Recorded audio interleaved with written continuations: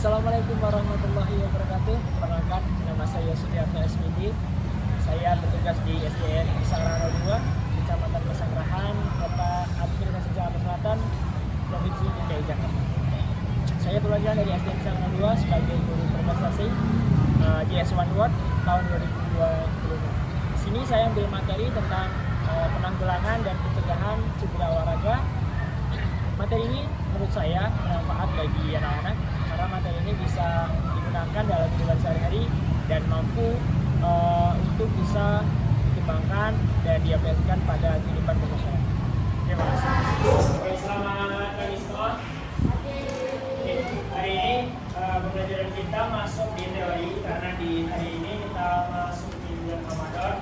Jadi praktek lapangan kita stop dulu sementara selama 3 minggu di bulan puasa ini kita belajar di kelas. Nah, di materi kali ini pasti akan memberikan kepada kalian pembelajaran tentang bagaimana penanggulangan dan bagaimana kalian bisa mengklasifikasi atau memilah ini cederanya apa, lukanya apa, dan bagaimana cara pertolongannya. Jadi setiap luka atau setiap cedera itu mempunyai peranan sendiri. Ada luka yang mengeluarkan darah, ada luka yang hanya lembab atau begitu saja. Itu berbeda cara penanganannya. Nah, di sini maksudnya nanti akan menjelaskan bagaimana kalian bisa menanggulangi atau bisa praktek cara penyembuhan atau cara memberi pertolongan kepada mereka yang cedera. Oke. Di sini memberi judul cedera dan cara penanggulangannya. Oke, untuk tujuan pembelajarannya fokus ada 2 hal. Yang pertama ada menunjukkan jenis-jenis cedera dalam aktivitas fisik dan kehidupan sehari-hari. Jadi di sini ada 2 ya, fisik dan sehari-hari. Artinya cedera itu tidak hanya terjadi saat dalam olahraga aja. Bisa di rumah main dengan kakak kamu, adik kamu cedera, mungkin mendorong tak sengaja, mungkin kamu pulang sekolah jalan terus jalan licin, kamu keselio dan sebagainya. Artinya cedera ini tidak hanya terjadi pada saat kalian olahraga aja, tetapi juga terjadi saat kalian kehidupan sehari-hari. Kemudian ada juga cedera yang kedua bisa menjelaskan jenis cedera, jenis-jenisnya dalam aktivitas fisik dan kehidupan sehari-hari. Jadi jenisnya itu macam-macam, mulai dari cedera yang dia bilang yang mengeluarkan darah, yang hanya lembab, mungkin kesleo, dan ada yang berkilir. Di sini maksudnya jelaskan ada isinya yang sudah dijelaskan. Yang pertama adalah definisi cedera. Apa itu cedera? Ada yang pernah dengar? Apa itu cedera? Ada yang tahu? Makan? Apa itu cedera makan? Nah, cedera itu adalah kondisi di mana anggota tubuh kita atau bagian sendi atau bagian tubuh kita itu mengalami kerusakan karena apa? Benturan, kemudian salah gerak, ataupun karena sesuatu hal yang lain. Jadi kurangnya atau menurunnya fungsi dari tubuh kita. Contoh, kalau tangan kita cedera di bagian pergelangan, kita bisa makan pakai tangan dengan leluasa? Tidak bisa. Kita bisa mengangkat ember, tangannya sudah tidak mungkin. Artinya kita mempunyai kekurangan dalam fungsi dan aktivitas kita sehari-hari. Makanya kita bisa mengkoordinasi.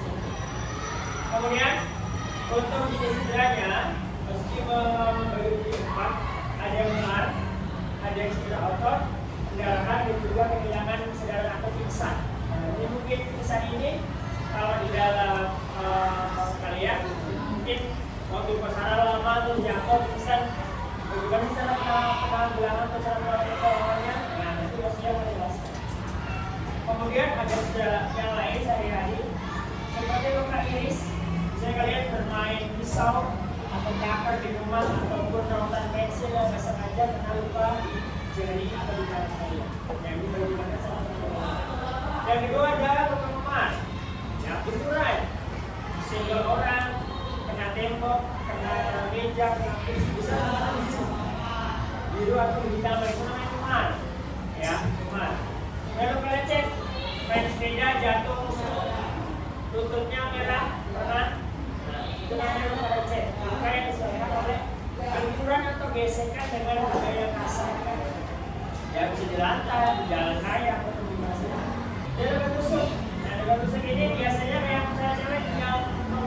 judulnya para peneliti pernah saya tusuk jadinya ada mulanya tusuk peneliti. Nah itu tusuk ya, luka yang terkena benda tajam atau lucu yang bentuk lebih kecil dari jari kita.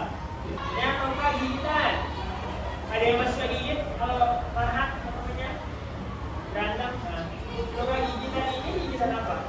Kira-kira orang atau gigitan serangga? Nah, kalau orang gigitan serangga, bukan orang ya. Kalau orang itu beda. Kalau serangga, kalau nyamuk sebenarnya kita menggunakan gigitan apa? Oles. Nah, oles nyamuk.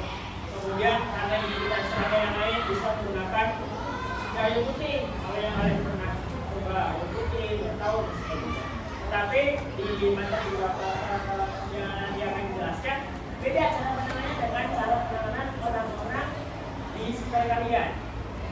Mungkin keselio dikasih atau dikasih balsam atau kena perut. Dalam olahraga tidak boleh malah akan menimbulkan rasa bekas merah dan Oke, berikutnya ada cara penanggulangan. Nah, hari ini masih cuma proses ini.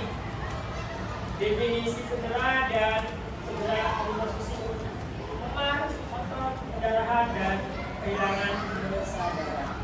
Oke, yang pertama ya, kita masuk ke pengertian dulu definisinya. Menurut Graha dan Trio 2009, cedera atau trauma adalah kelainan yang terjadi pada tubuh yang menyebabkan timbulnya nyeri, merah, panas, bengkak dan tidak berfungsi dengan baik pada otot, tendon, ligamen dan sendi. Jadi di sini ada kata-kata tendon, otot, ligamen.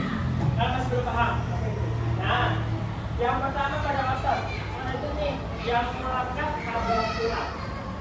Namanya otot. Ini melekat. Kamu ini kencang. Di sini ada yang keras. Namanya otot. Otot rangka yang menempel pada tulang ini. Kemudian namanya tendon. Nah, tendon ini ujung dari otot yang menempel pada tulang. Biasanya kalau di sini ada di ujung ini. Nah, di sini nih ada tendon. Ada tendon di sini. Jadi apa? Dan ligamen. Ligamen ini adalah sambungan antara tulang dengan tulang. Namanya ligamen. Nah, kemudian ada persendian nih, sendi yang bisa menggerakkan tangan kita. Tangan dengan siku bisa bergerak sendi, ada sendinya di sini, ada sendi di bahu, sendi di lutut, bisa bergerak. Itu namanya sendi. Itu contoh dari apa itu cedera. Kita akan masuk ke materi pertama, cedera memar. Memar adalah kelainan atau keadaan cedera yang terjadi pada jaringan ikat di bawah kulit. Memar itu tidak ada darah yang keluar karena yang bengkak di bawah kulit, bukan di luar kulit. Menimbulkan daerah kebiru-biruan atau kehitaman. Biasanya karena kebetul benda tumpul atau benda yang keras. Namanya memar. Kemudian nyeri karena luka memar biasanya ringan sampai sedang dan menggunakan dokter sedang sampai berat. Karena penanggulangannya atau cara pertolongannya hanya dikompres dengan air es. Nah, kalau kamu membentur, jangan kamu biru, cukup ya dikompres air es, bukan dengan minyak kulit. Kenapa? Karena saat kamu membentur, ya, otot kalian itu darahnya menggumpal. Kalau dikasih panas, dia semakin menggumpal dan semakin membesar. Tapi kalau dikasih es, ya otot yang menggumpal itu darahnya setelah di es, peradangannya menurun dan lama-lama akan mengasih bulat tubuh. Itu namanya penanggulangan dengan cara es.